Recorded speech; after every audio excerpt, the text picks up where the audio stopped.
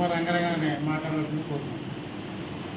కాబట్టి ఈరోజు Brahmananda Reddy market trust union ఆధ్వర్యంలో కామ్రేడు పుచ్చలపల్లి సుందరయ్య 40వ వర్ధంతి సభ ఈ రోజున ఇక్కడ జరుపుకోవడం అనేది జరుగుతుంది.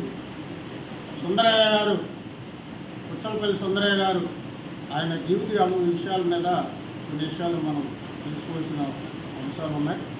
ప్రధానంగా నెల్లూరు జిల్లా ఆలగడపాడులో ఆయన జన్మించేది, ఉన్నంత కుటుంబంలో జన్మించారు. ఆయన రెడ్డిగా ఉన్న సుందరరామరెడ్డి అన్న పేరుని మార్చి ఏదైతే అప్పటికే కమ్యూనిస్ట్ పార్టీ సిద్ధాంతాలు ఇవన్నీ కూడా బుక్లెట్స్ చదువుకుంటూ ఆయన అవగాహన చేసుకుంటూ ఆ రోజున సుందరయ్య గారిని ఏవైనా ప్రజల గురించి, పేదల గురించి, కష్టజీవుల గురించి, వ్యవసాయ కార్మికుల గురించి సమస్యల అధ్యయనం చేసి ఆందోళన పోరాటాలకి నిర్వర్తించాలన్న ఆలోచనతో సుందరయ్య గారు ఆయన మరి పెళ్ళికి సంబంధించి కూడా పెళ్లి చేసుకునేటప్పుడు ప్రజలే నా కుటుంబం అన్నాడు. పిల్లలు మాత్రం అవసరం లేదు, పిల్లలు పుట్టుకంటే కూడా ఆయన ఆ రోజున ఆపరేషన్ చేయించుకోవడం అనేది జరిగింది. కానీ సుందరయ్య గారు బ్రిటిష్ కాలంలో కూడా నెహ్రూ గారు, జవహర్లాల్ నెహ్రూ, సుభాష్ చంద్రబోసు, అలాగే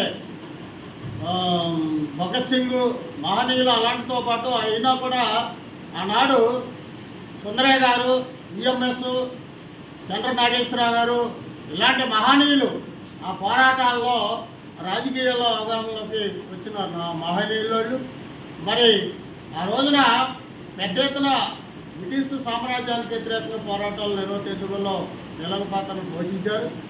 మరి సుందరయ్య గారు కమ్యూనిస్ట్ పార్టీకి సంబంధించి ఏదైతే ఉమ్మడి కమ్యూనిస్ట్ పార్టీలో ఉంటుండగా ఇవన్నీ జరిగినాయి.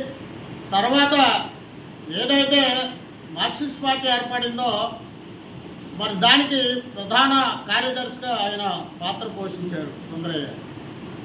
మరి సుందరయ్య గారు సంబంధించిన ఎన్ని చెప్పుకున్నా తనుదేరు. ఎందుకంటే ఆయన పార్లమెంట్కి, ఆ రోజుల్లో పార్లమెంట్కి నెహ్రూ ప్రభుత్వం ఏర్పడిన తర్వాత బ్రిటిష్ ప్రభుత్వం పారదోలేక కాంగ్రెస్ పార్టీ నెహ్రూ ఆధ్వర్యంలో పరిపాలన సాగుతున్న క్రమంలో పార్లమెంట్లో సైకిల్ మీద వెళ్ళి ప్రతిపక్ష నాయకుడిగా ఆయన మరి పార్లమెంట్లో నెహ్రూ గారు అలాగే మిగతా ప్రతిపక్ష ఎంపీలు సుందరయ్య గారు మాట్లాడాలి, సుందరయ్య గారు ఏది మాట్లాడినా అన్ని రకాలుగా కూడా ఈ దేశం గురించి, దేశ సమక్ష గురించి అన్ని రకాలుగా మాట్లాడగా అవగాహన కలిగిన వ్యక్తి అనేది వాళ్ళు కూడా ఆ రోజులు ఆసక్తిగా చూసిన పరిస్థితులు ఉన్నాయి. కాబట్టి సుందరయ్య గారు సైకిల్ మీద ఎంపీగా వెళ్తుంటే జనం కూడా ఆసక్తిగా చూసే పరిస్థితి ఉండేది.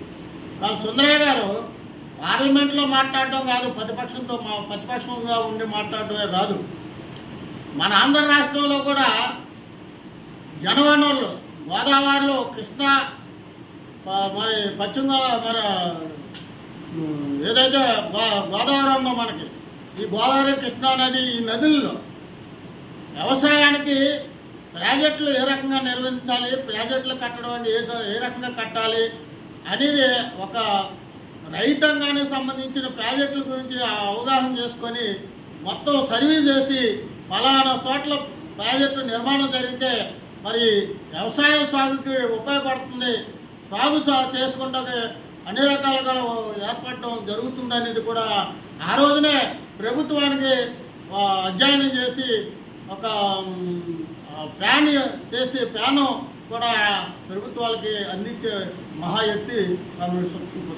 సుందరయ్య గారు. మరి సుందరయ్య గారు దీంతో పాటుగా ఏదైతే కార్మికుల గురించి, కార్మికులకు అప్పటికే కార్మికులు ఇబ్బందులు పడుతున్నారు, కార్మికులకు చట్టాలు లేవు, ఇబ్బందులు పడుతున్నారు, శ్రమ ఎక్కువగా చేస్తున్నారు. మరి ఈ శ్రమకు తగ్గ ఫలితం రావాలంటే చట్టాలు అమలు చేసే దాని గురించి సంఘాలు పెట్టాలనేది ఆలోచన చేశారు.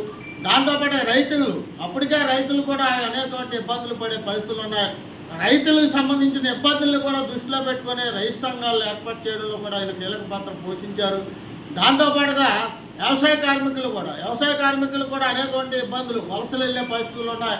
దాన్ని అన్నీ కూడా ఉద్యోగం చేసే దాంట్లో వ్యవసాయ కార్మిక సంఘాలను కూడా ఏర్పాటు చేయడంలో కూడా ఆయన కీలక పాత్ర పోషించారు. అందుచేత సుందరయ్య గారిని ఆనాడు కానీ ఈనాడు కానీ కమ్యూనిస్టు పార్టీలో దక్షిణాది రాష్ట్రాల్లో ఇటు కర్ణాటక కానీ, తమిళనాడు కానీ, కేరళ కానీ, ఆంధ్రప్రదేశ్ కానీ, ఇటు ఒరిస్సా దాకా కూడా అన్ని రాష్ట్రాల్లో కూడా కమ్యూనిస్ట్ పార్టీ సిద్ధాంతాన్ని అన్వయించి ప్రజల్లో తీసుకెళ్ళడం, అవగాహన కలిగించడం, కార్యకర్తలను తీర్చిదిద్దడం, కమ్యూనిస్ట్ కార్యకర్తలుగా మరి తీర్చిదిద్దడంలో కూడా కీలక పాత్ర పోషించాడు ఆయన. అంచేతనే ఆయన్ని ఎన్నిసార్లు తలుచుకున్న తనువు తీరినండి అంశం. దాంతోపాటు ఆయన సుందరయ్య గారు ఈ రోజున పెట్టుబడిదారులు ఆనాడు కానీ ఈనాడు కానీ సుందరయ్య మహనీయుడు, ఆయన చెప్పిన మాటలు వేదవాక్యాలు ఆయన్ని తలుసుకునే పరిస్థితి పెట్టుబడిదారులు కూడా ఆయన అంటే మంచి రాజకీయ